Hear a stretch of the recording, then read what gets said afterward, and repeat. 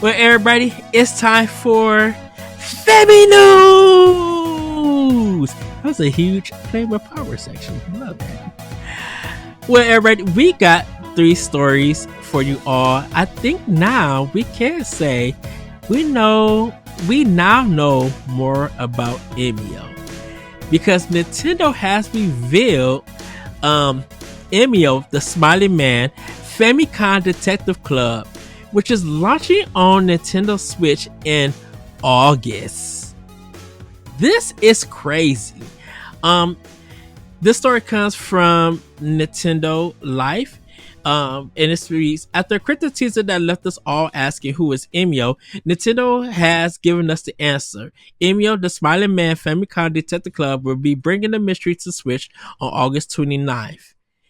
Now, they did re-release or I should say they did remake these games from the Famicom Detective Club, which came out a couple of years ago. um and I was shocked that this was happening. It's been like 30 years um since there's been a new game in the Famicom Detective Club series. And this is from the creator of Metroid, Yoshio Sakamoto. So literally after he did Metroid Dread, him and his team started working on this game for it. And just to give you guys an idea of what the game is going to be about, they did provide a little bit story rundown of it. It says a student has been found dead. His head was covered with a paper bag with a eerie smiling face drawn on it. Much like the victims of Emio, the Smiling Man, a killer or urban legend who was said to place such a bag over his victim's head. As an assistant private investigator, you are tasked with helping police solve this crime, which is reminiscent of a series of unsolved murders from 18 years ago. Has a serial killer returned, or is this the work of a copycat? Are these crimes inspired by the Smiling Man story or the origins of it? Discover the answers to these questions and more as a member of the Usugi Detective Agency in this intense story of suspicion, isolation, and fragility.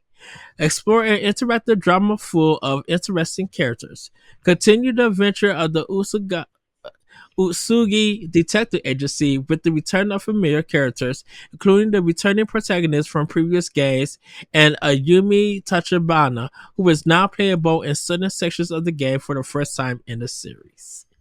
So, I played the remakes of these games, the Famicom Detective Agency, the Missing Air, and there's another one, and they are like visual novels, and everything. But while also being an adventure game, and which is really good. All of them was voiced in Japanese, with like subtitles. So they're probably gonna do the same thing with this one. Uh, I don't know if you guys played it. I I have. didn't know about. Oh, you played it, Pat? Okay. Mhm. Um, I didn't know about the series until they showcased these in the Nintendo Direct, and they were just like, "Oh, it's a new." I thought it was a new series, and they're just like, "No, this is a remake of their old game for the Famicom." I'm like, no one with any Nintendo history has talked about this game at all or the series. I never knew about it. Yeah, no, it never made it to America until they re-released it for the Switch. Yeah, Um, I'm personally excited for Emio. I even think the marketing was ingenious. Like, I know a lot of people are pissed off because they were thinking it was going to be some super like scary first person or super scary horror game that Nintendo was finally going to throw out there, and it turned out to be the visual novel. mm-hmm. I do hope though there are some good quality of life improvements. Like, I want to know how this game looks. I want to know how this plays, because my issue with the original ones was you literally have to, like, you have all these areas you could go to, and you literally have to find the one area with the one person to present the one little piece or press them so many times before it unlocked the ability to move on with the story. That Yep. was tough because it's like, okay, like you literally could go to one area and talk to the person, and then you're like, okay, well, what next? Without realizing that you just need to keep talking to the person to move on. You just end up going to other places, and it's like I'm stuck. No, you just need to go back and talk to him like a second or third time. Things like Yeah. that. It sounds a That Yeah. little annoying. need to make that a little easier. What about you, Austin? Have you like seen the trailer that came out last week and then seen the new trailer? Or even as a PlayStation um player, this is kind of Nintendo's very own first M-rated game. Uh, I kind of want to know what your thoughts about it. Because I was just like, I wonder what PlayStation players are going to say about this. I want to actually know also about what Xbox players think about this, about Nintendo having their own M-rated game in America, I should say. Well, I mean, I wouldn't say that I'm pissed off, but I would say I would be a little disappointed that it wasn't going to be like the third person or first person horror game, because I love horror games. It's one of my favorite genres of games. It's probably my top three. And I would say, with Resident Evil's been great, but with Silent Hill and Limbo, Alone in the Dark ended up not selling well. Evil Within's gone. It's not coming back, I'm sure. So with Tango Games being shut down. So for me, I was like, all right, let's see if Nintendo can bring that horror. I would be so interested in what a Nintendo horror game would be like. That's not Luigi's Mansion, which I no diss. I love Luigi's Mansion. It's one of my favorite Nintendo series. But so when I saw it was a visual novel, I was like, okay. I do remember the Famicom Detective Club games that got remastered. I have them on my Mhm. list of games to play. I just haven't. I don't play visual novels unless they're horror or extremely messed up. Danganronpa being one of my favorite series of all time. I love those games. Or Doki Doki Literature Club being one of my favorite visual novels. What was There's another. The people who made Danganronpa made a game for the Switch. Raincoat Uh, Raincoat. Master Detective Archives. And I've been waiting on that game because I knew eventually it would be coming to PS5, and it is coming soon, or it may already be there. I'm not Hmm. quite sure. It's I know coming soon still. it's coming soon, so I've been waiting on that one to come to PS5 because I'm trophy boy. But so so I will check this game out. The stuff that Pat is saying about the remakes of the old ones makes me kind of not want to play them. Those that does annoy me. You might But have to find a walkthrough to find the actual like pressing points. yeah, It's a that good might. story. The stories are Yeah, good, but it's frustrating if you go into it blindly and you're trying to figure out how to get it to move forward. yeah, and my patience level is low. But I was really excited when the preview came out. I was like, all right, I'm all in. This will be a day one Nintendo. If Nintendo come out with their own like Resident Evil type game, that would be a day one buy for me. I'd be all in Mhm. for it. But it being a visual novel, it lessens the excitement. But I am interested, and I think the creature, like the horror character, looks awesome. The screenshots I looked on the store look Mhm. really cool. So Yep. I'd be all down, but being a visual novel, it's not high on my list as much as it would have been if it was I something else. think I think for me it's that, like I was telling Corey, I thought it would be like something Fatal Frame related.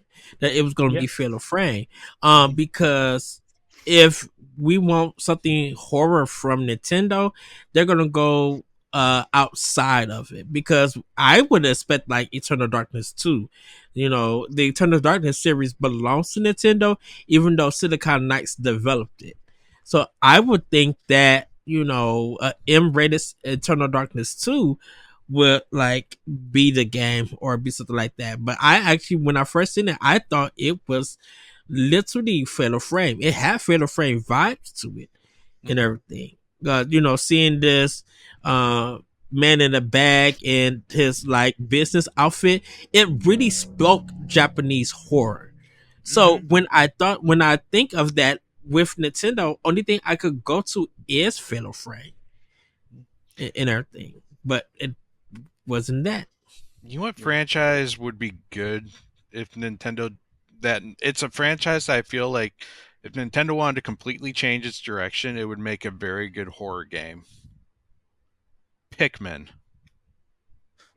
Yeah. Hmm. All those giant ass creatures chasing you around trying to survive. Yeah. Like watching your Pikmin Have just like get eaten up in like a gory fashion, Yeah, I ripped was gonna apart say in have the shreds. Like Pikmin be like a bunch of dead souls, like what are those things from Little Mermaid? You know, like yeah, the little like algae creatures or whatever. yeah, just have a bunch of those instead. I could see No, that. they'd I'd be be down. I, they'd I become the little ghost Pikmin from number I 4. I think that's what Pikmin 4, but the nighttime stuff. It's like I, yeah, I can see that.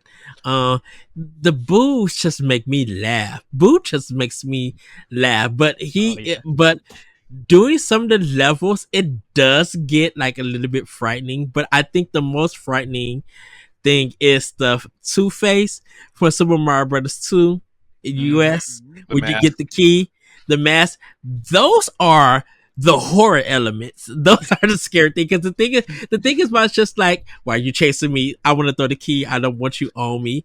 And you get the key and it knows where you're at, and it's just like, oh my goodness, I'm trying to get through this door. It's one of the challenges in the NES World Yeah, Championship thing. it's actually one of the ones they used for the survival challenge for Oh this week.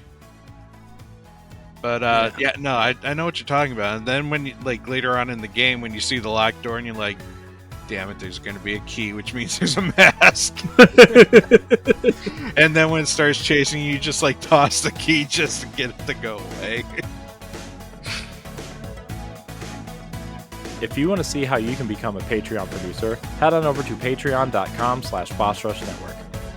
The Patreon producers for this month are Adriel Munger, Austin Campbell, Celeste Roberts, Christian S., Sana Deering, Francisco Santillan, Matthew Keel, and Todd Oxtra.